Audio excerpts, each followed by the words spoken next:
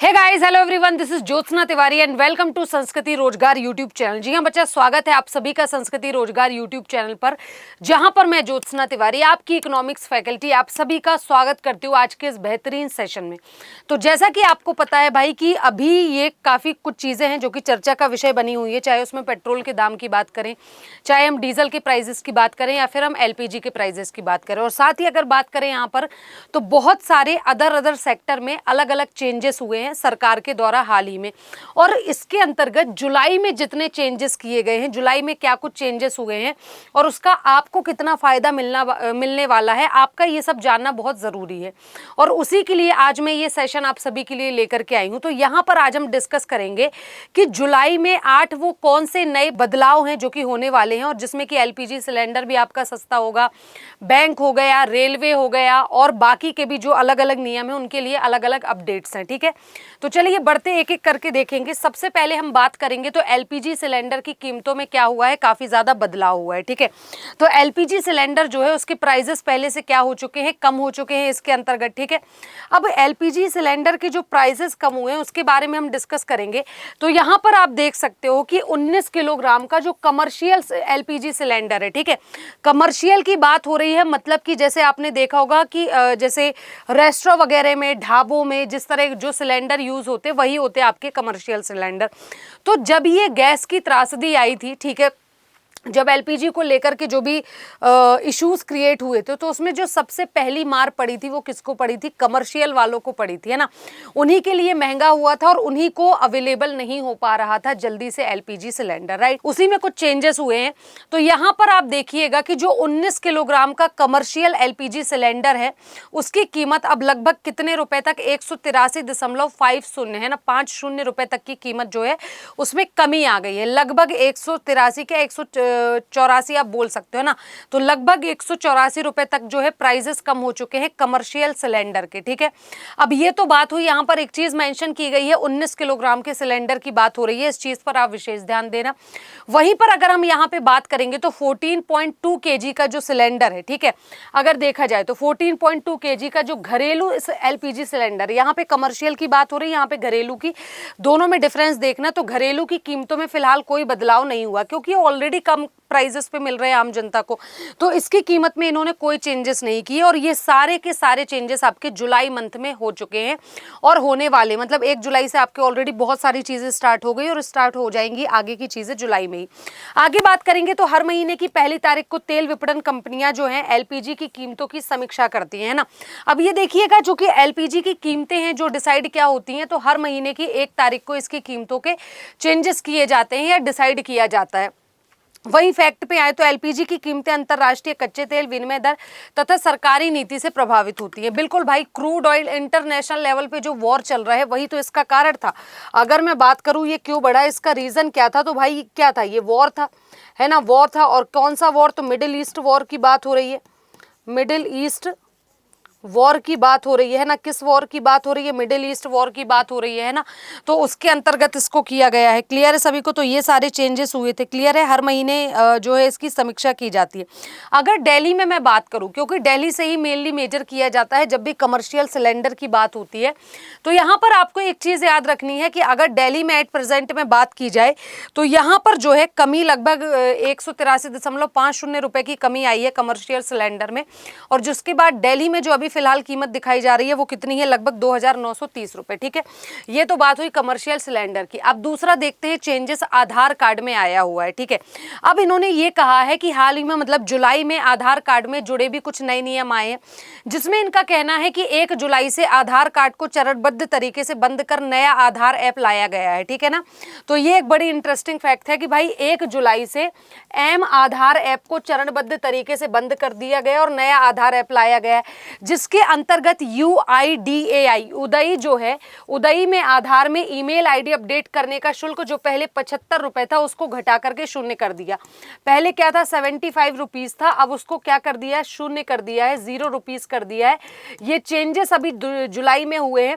अब बात करते हैं, अगर मैं बात करूं उदयी के अंतर्गत ये जो ईमेल आईडी है इसके चेंजेस में 75 रुपए से चेंज करके 0 कर दिया गया है। बट द क्वेश्चन इज कि ये UIDAI है क्या, या इसका फुल फॉर्म क्या होता है। ठीक है, तो यहाँ पर ये देखिएगा, एक तरह का ये क्या हो जाता है आपका यूनिक आइडेंटिफिकेशन, इसका फुल फॉर्म क्या हो जाता है? Unique identification authority of India, है ना, क्या हो जाएगा? यूनिक आइडेंटिफिकेशन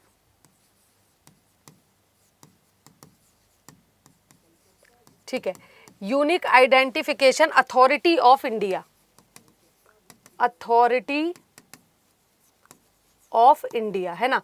ये क्या है? ये एक UAIDI एक संस्था है जो कि आपके आधार कार्ड को का जो नंबर है उसको जारी करती है ना। तो ये देखिए एक ऑफिशियल मोबाइल ऐप है, ठीक है, जो कि इसमें यूज किया जाता है, ठीक है ना। इसका फुल फॉर्म इंपॉर्टेंट है, याद रखना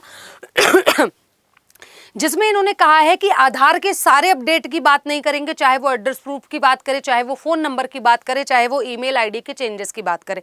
इन्होंने ये नहीं बोला है कि आधार के 100% चेंजेस पे जीरो शुल्क लगेगा, लेकिन कुछ पर लगेगा, जिसमें से स्पेशली एक आपका क्या आ जाता है? ईमेल आईडी इसमें स्पेशली आ जाती है, ठीक है। इसमें इन्होंने चेंजेस की बात कही गई, जो कि अब निःशुल्क मतलब ₹0 के साथ आप इसमें ईमेल आईडी को चेंज कर सकते हो।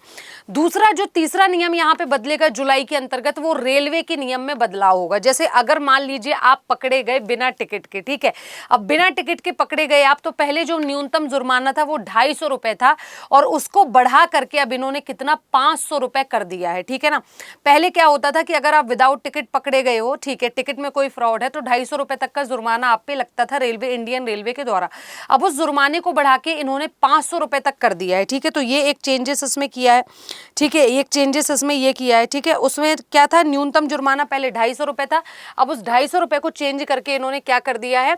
बिना वैध टिकट यात्रा करने पर न्यूनतम जुर्माना बढ़ाकर क्या किया गया है? 500 रुपए किया गया है। पहले कितना था? तो पहले था 250 रुपए, ठीक है, और अब कितना कर दिया है? तो अब कर दिया है 500 रुपए, ठीक है। तो पहले कितना था? पहले 250 रुपए था, अब बढ़ा के कितना कर दिया है? अब उसको 500 रुपए कर दिया है। प्लस अगर आप किसी तरह का कोई खतरनाक सामान लेकर के जा रहे हैं, कोई इस तरह की चीजें लेके जा रहे हैं तो जो कि खतरनाक है, ठीक है, या फिर आप कोई गंभीर मामलों से संबंधित किसी चीज में, रेलवे की किसी इश्यूज में फंसे हैं, तो उस पर आपको कितना कड़ी कार्यवाही तो होगी, चलो ये तो ठीक है। खतरनाक सामान ले जाने तथा रेलवे परिसर में कुछ उल्लंघन पर भी कड़ी कार्यवाही होगी और अधिक दंड का प्रावधान है, जिसके अंतर्गत जो मैक्सिमम जुर्माना है ना, अधिकतम जुर्माना है वो कितना है, ठीक है। अगर मैं बात करूं तो इसके अंतर्गत जो इन्होंने जुर्माना रखा है वो कितना रखा है, ठीक है, गंभीर मामलों में जो है वो 10,000 रुपए तक का जुर्माना हो जाएगा, ठीक है। इस तरह के अगर कोई गंभीर मामले हैं तो कितना है? 10,000 का जुर्माना है, और या फिर आपको जेल भी हो सकती है, जेल भी हो सकती है। तो ये भी एक चेंजेस आया है। अगर गंभीर अपराध कोई पाया गया है रेलवे के अंतर्गत, तो आपको 10,000 रुपए तक का जुर्माना और साथ ही जेल का भी प्रावधान इसमें इन्होंने दे रखा है। क्लियर है सभी को? चलिए, क्लियर है, गंभीर मामलों के लिए है ये, ठीक है। चलिए अच्छा, एक चीज और इसमें इन्होंने किया है कि बिना लाइसेंस के अगर आप सामान बेच रहे हैं, जैसे रेलवे में देखा होगा खाने पीने की चीजें लोग बेचते रहते हैं ना, तो इसमें इन्होंने कहा है कि बिना लाइसेंस अगर आप सामान क्या कर रहे हैं? बेच रहे हैं, तो उस पर भी जुर्माना है। बेच रहे हैं तो उस पर भी जुर्माना है। कितना है? अगर बिना लाइसेंस के आप सामान बेच रहे हैं तो उस पर भी जुर्माना है। कितना जुर्माना हो जाएगा? ठीक है, उसमें नॉर्मल जो है, नॉर्मल कोच की बात करेंगे तो 2,000 तक का जुर्माना है, 2,000 तक का। और अगर महिला कोच में ये काम आप कर रहे हैं बिना लाइसेंस के, महिला कोच में बेच रहे हैं, तो लगभग 2,500 तक का जुर्माना है, ठीक है ना। नॉर्मल प्लेसेस में 2,000 तक का जुर्माना, और अगर महिला कोच स्पेशली है, अनाधिकृत है, तो वहां पर 2,500 का जुर्माना हो जाएगा, है ना। 2,500 ही होगा ना, 2,500, हाँ यही हो जाएगा शायद। चलिए, तो और ये प्रावधान किसके अंतर्गत इन्होंने लिया है? यह बदलाव जन विश्वास संशोधन प्रावधान अधिनियम 2026 के तहत लागू हुआ है।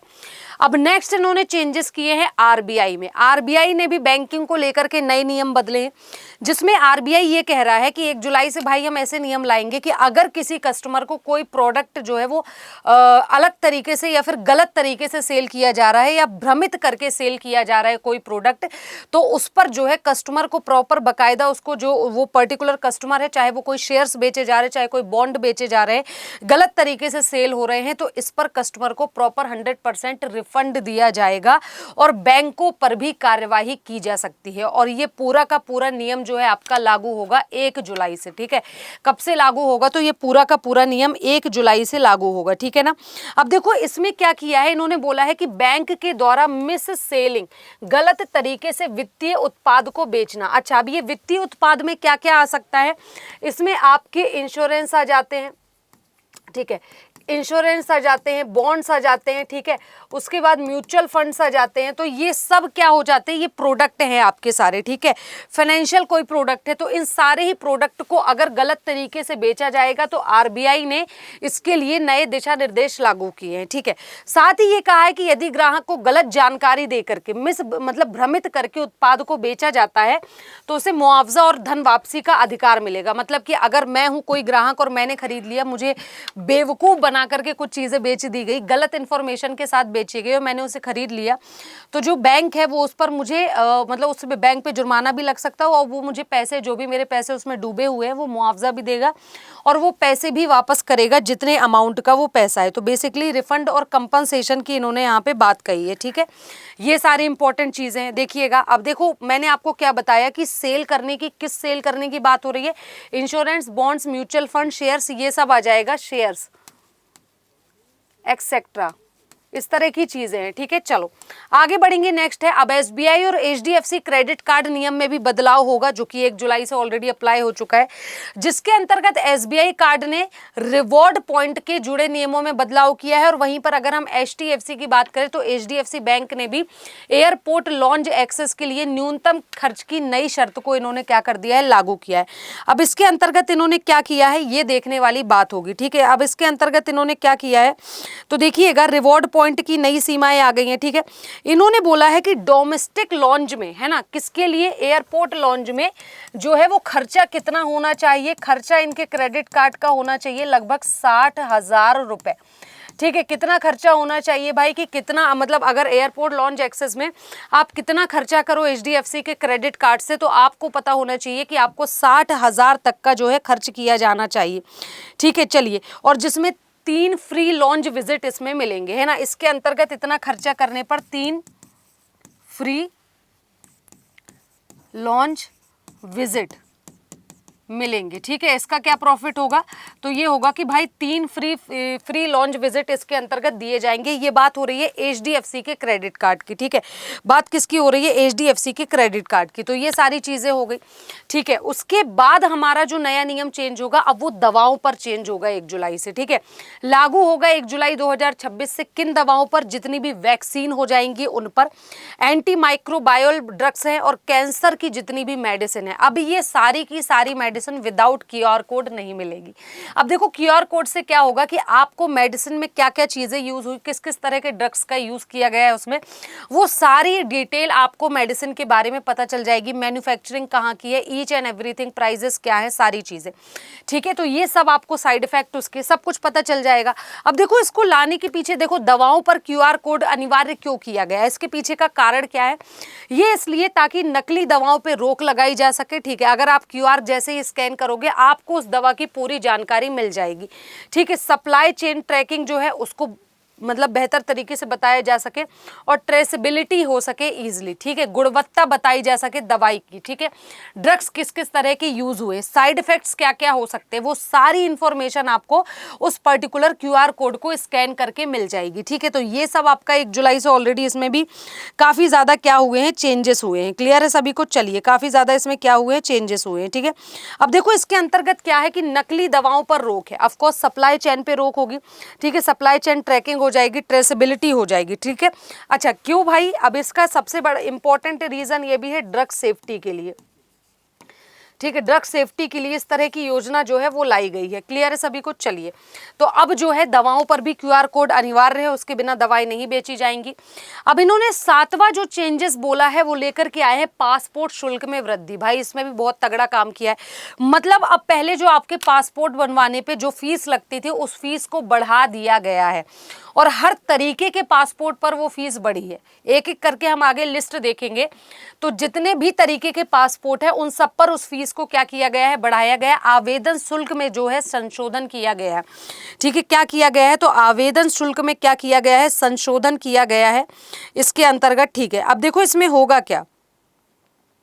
ठीक है, अब देखो पासपोर्ट शुल्क में क्या होगा कि विदेश यात्रा की अगर आप योजना बना रहे हैं तो इसका सीधा प्रभाव उस पर पड़ेगा। कैसे पड़ेगा, क्या कुछ चेंजेस है यहाँ पर देखिएगा।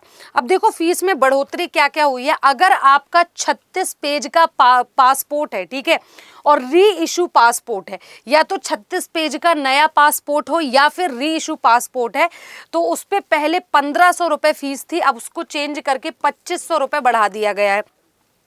अगर आपका 36 पेज का तत्काल पासपोर्ट है, तत्काल, तो उस पर फीस पहले कितनी थी, 3500 रुपये, अब उसे बढ़ा करके 5000 रुपये कर दिया गया है।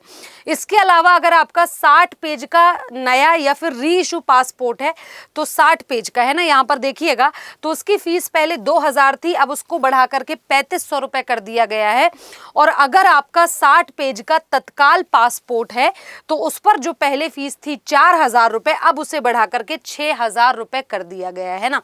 तो पासपोर्ट अगर आप बनवा रहे हैं या रिन्यू करवा रहे हैं, तो दोनों ही कंडीशन में अब जो है पासपोर्ट की फीस काफी ज्यादा बढ़ चुकी है ना। तो दोनों ही कंडीशन में जो है पासपोर्ट की फीस काफी ज्यादा क्या हो चुकी है, बढ़ चुकी है। ठीक है, अब फीस कितनी बढ़ी है, ठीक है, अच्छा ये किसके अंतर्गत लाया गया है, तो पासपोर्ट रूल 1980 के अंतर्गत ये चेंजेस हुए हैं। ठीक है, किसके अंतर्गत, तो पासपोर्ट रूल 1980, उसके अंतर्गत ये चेंजेस किए गए हैं। पासपोर्ट रूल 1980 के अंतर्गत ये संबंधित इससे संशोधित नियम है, जिसके अंतर्गत ये सारे चेंजेस किए गए हैं। ठीक है, तो ये कुछ नियम थे। अब आखिरी आपका बचता है, क्योंकि जैसा कि मैंने आपको बताया भाई 8 नए चेंजेस हो रहे हैं जुलाई में, तो उन 8 में एक नया चेंजेस है, VBG रामजी एक्ट देश भर में लागू होगा, है ना। और इसने किसकी जगह ले ली है, इसने रिप्लेस कर दिया है मनरेगा को, है ना। मनरेगा की जगह अब किसने रिप्लेस कर दिया है, VBG रामजी एक्ट, जो कि 1 जुलाई से पूरे देश भर में लागू हो जाएगा। ठीक है, अगर मैं बात करूं तो इसका फुल फॉर्म क्या हो जाता है, विकसित भारत रोजगार एवं आजीविका गारंटी मिशन, है ना। विकसित भारत ग्रामीण रोजगार आजीविका गारंटी मिशन आपका ये पूरा का पूरा फुल फॉर्म है। ठीक है, अब देखो मुख्य प्रावधान इसमें क्या क्या है। मुख्य प्रावधान क्या है, पूरे देश में लागू होगा, ग्रामीण परिवारों को इसका सपोर्ट मिलेगा, और 125 दिन का रोजगार। यहीं पे बात करूं तो इसमें 125 दिन का रोजगार है, जबकि वही मैंने आपको पढ़ाया था कि मनरेगा जो था उसमें कितना 100 दिन का रोजगार था, है ना, 100 दिन का रोजगार था, और VBG रामजी में 25 दिनों का रोजगार है। ठीक है, दूसरा नई व्यवस्था की बात करें तो पहले एक जॉब कार्ड बस मिलता था मनरेगा में, जबकि यहाँ पर स्मार्ट जॉब कार्ड मिलेगा। फेस ऑथेंटिकेशन होगा, जिससे कि मतलब क्या हो सके कि भाई जो जिसे काम की जरूरत है उसे ही काम मिले, उसका फायदा कोई बीच का कोई व्यक्ति ना उठाए, उसके लिए इस पर फोकस किया गया। नेक्स्ट इनका है डायरेक्ट बेनिफिट ट्रांसफर मिलेगा, सीधे आपके बैंक खाते में पैसा आएगा, है ना, सीधे बेनिफिशरीज के बैंक खाते में पैसा आएगा। ठीक है ना, क्या होगा, तो भाई सीधे जो बेनिफिशियरी है उसके बैंक खाते में पैसा आएगा, ये होता है DBT का वो।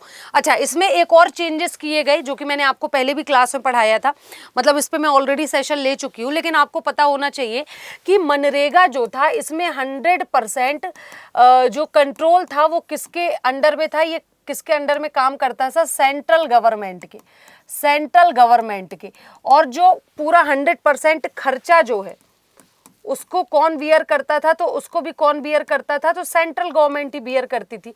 लेकिन यहाँ पर क्या है, यहाँ पर अगर मैं बात करूं VBG राम एक्ट की, तो लगभग 40% जो है वो स्टेट गवर्नमेंट बेयर करेगी, है ना, 40% हिस्सा लगभग स्टेट गवर्नमेंट बेयर करेगी।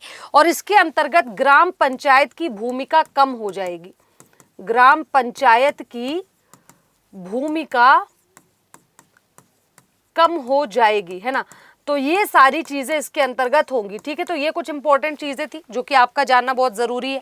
तो ये 8 वो नए चेंजेस हैं जो कि किए गए हैं, 1 जुलाई से ऑलरेडी आपके लागू हो चुके हैं, कुछ और होने वाले हैं, जिसके बारे में आपका जानना बहुत ज़रूरी है, चाहे वो आपकी डेली लाइफ को लेकर के हो और चाहे फिर आपके एग्जाम पॉइंट ऑफ व्यू से हो। तो ये कुछ इंपॉर्टेंट चीज़ें थी जो कि आपका जानना ज़रूरी है, ठीक है, वो हम डिस्कस कर चुके हैं। अब आपको एक क्वेश्चन मुझे बताना है, आप इसे एज अ प्रैक्टिस क्वेश्चन ले लीजिए कि आरबीआई के नए मुख्य रूप से आरबीआई के नए नियम मुख्य रूप से किसे रोकने के लिए लागू किए गए? एनपीए को, डिजिटल भुगतान को, मिस सेलिंग और फाइनेंशियल प्रोडक्ट को, या फिर विदेशी निवेश को? आपको बताना है इसका आंसर। तो अभी के लिए बस इतना ही। Thank you so much.